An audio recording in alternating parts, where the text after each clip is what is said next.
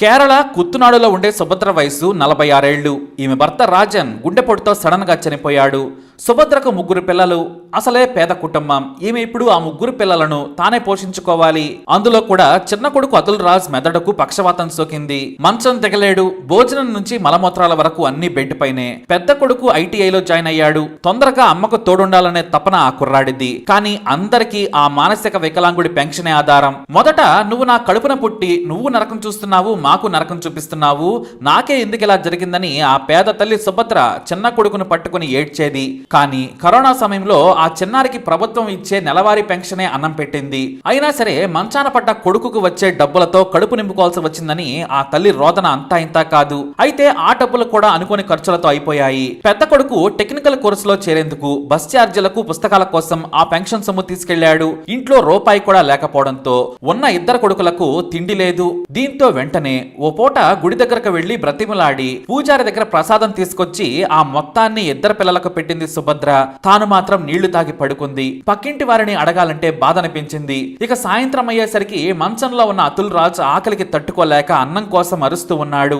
మరో కొడుకు అభిషేక్ రాజ్ స్కూల్ కు వెళ్లకుండా ఇంట్లోనే ఆకలంటూ మంచంపై పడుకున్నాడు. ఇక 8వ తరగతి చదువుతున్న అభిషేక్ ఆకలికి తట్టుకోలేక మధ్యాహ్నం తన స్నేహితుడి ఇంటికెళ్లి నోరు తెరిచి అడిగాడు. అతని స్నేహితుడి ఇంటికి తీసుకెళ్లి అన్నం పెట్టాడు. కానీ ఆ కాసంత అన్నం తిన్నా ఆకలి వేస్తూ ఉండడంతో అమ్మ వైపే చూస్తున్నాడు. ఏమైనా తెచ్చి పెట్టమ్మా అన్నట్టుగా. చిన్న కొడుకును ఇంట్లో ఒంటరిగా వదిలేసి బయటకు వెళ్లలేని పరిస్థితి. సమయానికి నీళ్లు తాగించకపోతే చనిపోతాడు. ఎందుకంటే ఎలాగూ తిండి లేదు, నీళ్లైనా తాగించాలని. దీంతో సుభద్ర పరిస్థితి వర్ణనాతీతమైంది.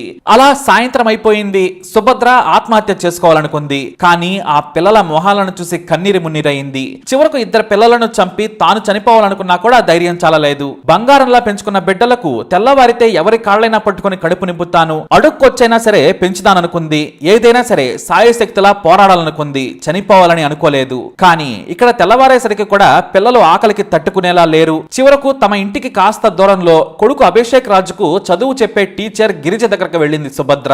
ఈ గిరిజ అభిషేక్ ను చదువు మానిపిస్తాను, పనికి తీసుకెళ్తానంటే వద్దని వారించింది. అడగలేక ఇంటి బయటే నిలుచుంది. కన్నీళ్లు బోరున కారుతూ ఉన్నాయి. పిల్లలకు తినడానికి ఏమీ లేదు.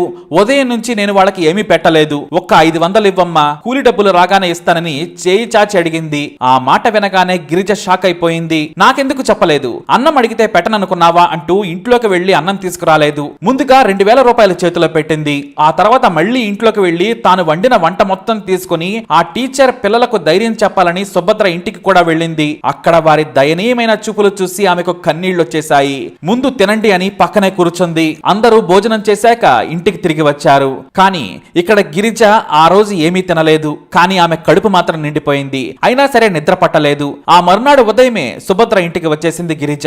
వారితో పాటు ఇంటిని చిన్న వీడియోలు, ఫోటోలు తీసింది. వారి పరిస్థితి వివరించి క్రౌడ్ ఫండింగ్ మొదలుపెట్టింది. కూలిపోయిన ఇల్లుంది, భర్త లేడు, మంచాన పడ్డ కొడుకు, చదువుకుంటున్న 2 పిల్లలు. మీరు దయతలచి ఎంత సాయం చేసినా సరే సుభద్రను ఆదుకున్న వాళ్ళవుతారు. లేదంటే 2 పిల్లలు కూలి పనులకు వెళ్లాల్సి వస్తుంది. సగం కట్టి వదిలేసిన ఇంటిపై ప్లాస్టిక్ కవర్ వేసుకుని ఉంటున్నారు. భర్త అనారోగ్యంతో చనిపోయాడు. మీరు దయతలిచి సాయం చేయండి. ఇది నిజమైన సుభద్ర కష్టమంటూ ఆమె సుభద్ర పేరు మీద ఉన్న బ్యాంక్ అకౌంట్ నంబర్ ఇచ్చారు. దీంతో టీచర్ గిరిజ చాలా మందికి తెలియడంతో మనసున్న దాతలు విరివిగా విరాళాలు ఇచ్చేశారు. ఎంతలా అంటే కేరళ మొత్తం వైరల్ గా మారిపోయింది. 2 రోజుల్లో 51 లక్షల రూపాయలు వచ్చాయి. ఆ వెంటనే ఆమె క్రౌడ్ ఫండింగ్ ఆపేశారు. మీ మంచి మనస్సుకు వందనాలంటూ గిరిజ సుభద్రలు నమస్కారం చేసి కృతజ్ఞతలు తెలుపుకున్నారు. మంచి మనస్సున్న మనుషులు ఉన్నారని నిరూపించారు. సుభద్ర కుటుంబం ఇక నిలబడుతుంది. వారి పిల్లలు చదువుకుంటారు.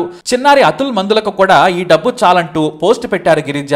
ఇంత రెస్పాన్స్ నేను ఊహించలేదు. సుభద్ర కుటుంబాన్ని చూడగానే నా వంతు సాయం చేయాలనుకున్నాను. ఆకలితో ఉన్న పిల్లలకు ఒక పూట అన్నం కోసం చేయి చాచిన కళ్ళను చూశాను. ఆమె నుంచి వస్తున్న కన్నీళ్లు నాకు గుణపంలా గుచ్చుకున్నాయి. ఏనాడు సుభద్ర ఎవరిని చేయి చాచి అడగొద్దనుకునేలా సాయం చేయాలనుకున్నాను. కానీ నేను మాట సాయం చేస్తే మీరంతా డబ్బు సాయం చేశారు. మీరంతా సుఖంగా ఉండాలంటూ మరో ఎమోషనల్ పోస్ట్ పెట్టారు గిరిజ. ఇది కేరళలో జరిగిన నిజమైన కథ. వారి కష్టాలను తలుచుకుంటే కన్నీళ్లు మనకు కూడా ఆగవు. మరి సుభద్ర కుటుంబాన్ని నిలిపిన గిరిజ గారికి వందనాలు. మీ అభిప్రాయాన్ని కూడా కామెంట్ ద్వారా తెలియజేయండి. వీడియోని లైక్ చేయండి, షేర్ చేయండి, మా ఛానల్ని సబ్స్క్రైబ్ చేసుకోండి.